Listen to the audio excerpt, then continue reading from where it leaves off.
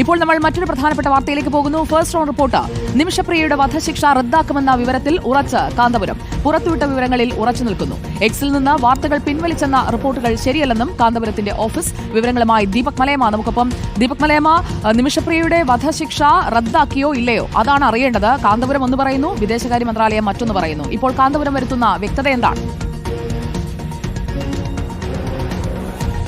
സുജയ, ഇന്നലെ രാത്രിയോടുകൂടിയാണ് കാന്തപുരത്തിന്റെ ഓഫീസ് നിമിഷപ്രിയയുടെ വധശിക്ഷയുമായി ബന്ധപ്പെട്ടുകൊണ്ട് അത് റദ്ദാക്കുന്നതിന് വേണ്ടിയുള്ള ധാരണകളിലേക്ക് കാര്യങ്ങൾ എത്തിയിട്ടുണ്ട്. അതിന്റെ ചർച്ചകൾ പൂർണ്ണതോതിലേക്ക് എത്തുന്നു എന്നുള്ള വിവരം പുറത്തേക്ക് വിടുന്നത്. യമനിലെ ഉദ്യോഗസ്ഥ തലത്തിലുള്ള ചർച്ചകൾ, ഒപ്പം തന്നെ യമനിലെ പണ്ഡിതർ ഉൾപ്പെടെ ഇടപെട്ടുകൊണ്ടുള്ള ചർച്ചകളൊക്കെ നടന്നതിന്റെ വിവരങ്ങളാണ് അദ്ദേഹത്തിന്റെ ഓഫീസ് പങ്കുവയ്ക്കുകയും ചെയ്തിട്ടുണ്ടായിരുന്നത്. എന്നാൽ ഇന്ന് രാവിലെയോടുകൂടി കേന്ദ്ര സർക്കാർ ഇത് പൂർണ്ണമായും തള്ളുന്ന സാഹചര്യമാണ് നമ്മൾ കണ്ടത്. അത് ഒരു വ്യക്തി നൽകുന്ന വിവരം എന്നുള്ള നിലയ്ക്ക് അത് സ്ഥിരീകരിക്കാൻ കഴിയില്ല എന്നുള്ള നിലപാട് കേന്ദ്രം സ്വീകരിക്കുകയും ചെയ്തു. അതിന് പിന്നാലെ തന്നെ ANI കഴിഞ്ഞ ദിവസം ഈ കാന്തപുരത്തിന്റെ ഓഫീസ് നൽകിയ വാർത്തയുമായി ബന്ധപ്പെട്ടുകൊണ്ട് എക്സിൽ ട്വീറ്റ് പങ്കുവയ്ക്കുന്ന സാഹചര്യം ഉണ്ടായിട്ടുണ്ടായിരുന്നു. ആ ഒരു പോസ്റ്റ് പിന്നീട് പിൻവലിക്കുന്ന അവസ്ഥയിലേക്ക് കാര്യങ്ങൾ എത്തി. അത് റീപോസ്റ്റ് ചെയ്യുന്ന കാന്തപുരത്തിന്റെ എക്സിലെ പേജ് കൂടി നമ്മൾ കാണുകയും ചെയ്തിട്ടുണ്ടായിരുന്നു. അതിലൊരു ആശയക്കുഴപ്പം വന്നു. നേരത്തെ ഉണ്ടായിരുന്ന നിലപാടിൽ നിന്ന് കാന്തപുരത്തിന്റെ ഓഫീസ് പിന്മാറിയോ എന്നുള്ളതായിരുന്നു ആ ചോദ്യം. എന്നാൽ ഇപ്പോൾ ആ കാര്യത്തിൽ ഓഫീസ് വളരെ വ്യക്തത വരുത്തുന്നുണ്ട്. താൻ കാന്തപുരവുമായി ബന്ധപ്പെട്ടുകൊണ്ട് എന്താണോ വിവരങ്ങൾ പങ്കുവച്ചിട്ടുള്ളത് ആ വിവരങ്ങളിൽ ഉറച്ചു നിൽക്കുന്നു എന്നുള്ളതാണ് കാന്തപുരത്തിന്റെ ഓഫീസ് വ്യക്തത വരുത്തുന്നത്.